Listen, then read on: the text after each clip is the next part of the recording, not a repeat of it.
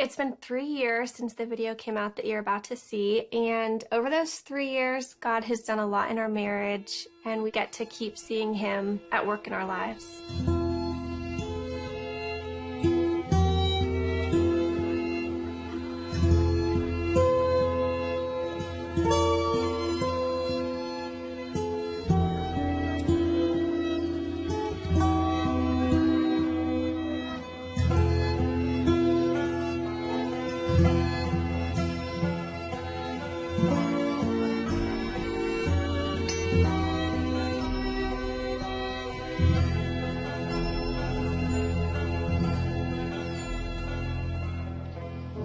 Ian and Larissa asked me to read a couple of quotes from a man named John Piper, who's a well-known Bible teacher, and he talks about marriage and how this mystery refers to Christ and the church. And he says this: marriage is not mainly about prospering economically. It is mainly about displaying the covenant-keeping love between Christ and His church. He says, knowing Christ is more important than making a living. Treasuring Christ is more important than bearing children. Either way, it is short. It may have many bright days, or it may be covered with clouds. But if we set our face to make of marriage mainly what God designed it to be, no sorrows and no calamities can stand in our way. Every one of them will be not an obstacle to success, but a way to succeed.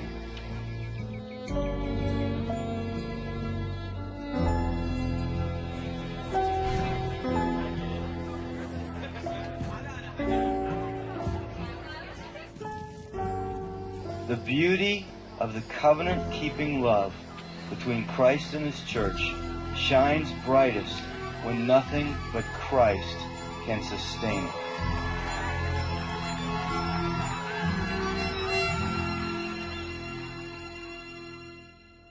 Ian and I first met in 2005 at college and had a blast for 10 months getting to know each other. And I was looking through and I found one of my favorite pictures, which I think was actually taken right before his accident. He set up a camera on his tripod, and it's just a classic Ian face that to me sums up who he is.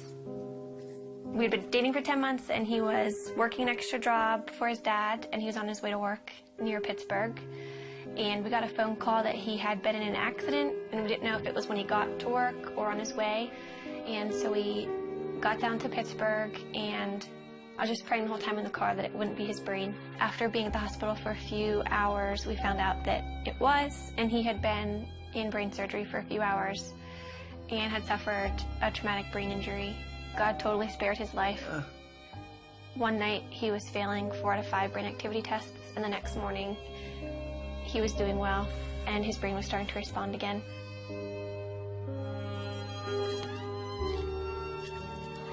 I moved in with his family after the accident, so I was really involved in his therapy and just did whatever I could to make his life fun. We'd go out on dates, and looking back, it's weird because he couldn't talk and he couldn't eat.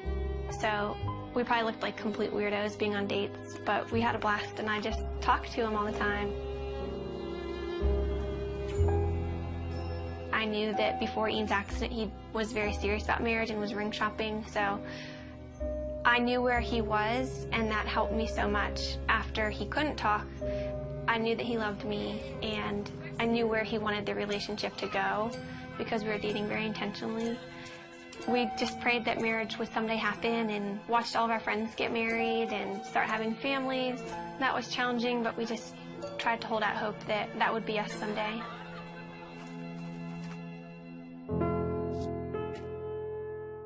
This is our board of gratefulness, and we encourage anybody who comes in to write a note of something they're thankful for. It could be really small. Mine is just Saturday mornings, and it's just a good way that we've found to be just practicing gratefulness. And Ian, I think half of yours say my wifey, which is pretty cool.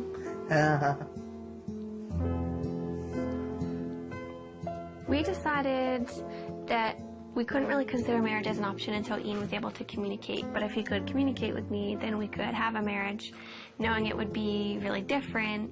But as long as Ian could talk to me, then we could make it work. So once Ian began communicating, it became a little bit more of an option. And then we just kind of watched Ian progress.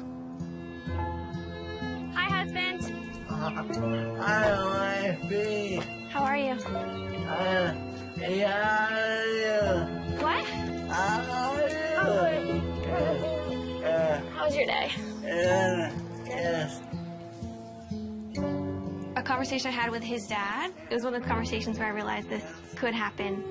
Then that August, his dad was diagnosed with brain cancer. And at that point, his dad's biggest concern was Ian and I, and whether or not we were going to get married or step away from our relationship. He wanted us to make a decision to move our lives in some direction.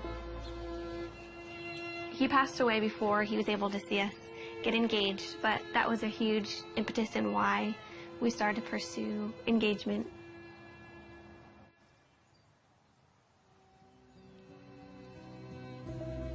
I think what helped us in deciding to make this commitment to each other, at least for me, is knowing that Ian wouldn't have left me if the roles were reversed, and that we love each other and we know that God's going to be faithful to our marriage. We're able to love each other with, I think, a more Christ-like love because of Ian's disability, and just understand that picture a little bit better than if you were healthy. Yeah. Do you agree? Yes. What about God enables you to have a happy marriage? You know, What? he's awesome. He's awesome. Yeah.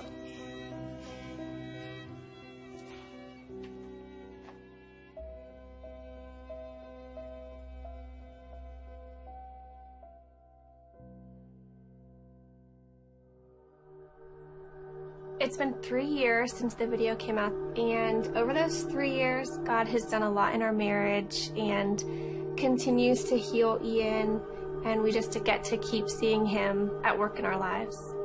It's been one. I feel really good to be one of myself. He's gone from using a walker and 2 people helping him to now being able to just hold on to the parallel bars by himself at therapy. It's really amazing, and God has brought him so far. It means the world to me. Oh my God, I would be not seeing him very much. What's a way you've seen God help us in our marriage? I'm trying to do. And you really thought you need help with that? No. I know my confidence again, and I saw how much dearly when I'm going with you. We've been given the opportunity to write a book, which has been a very interesting adventure for us, sharing our story from meeting to getting engaged to getting married, and we're really excited to have the opportunity to just share all that God has done in our lives.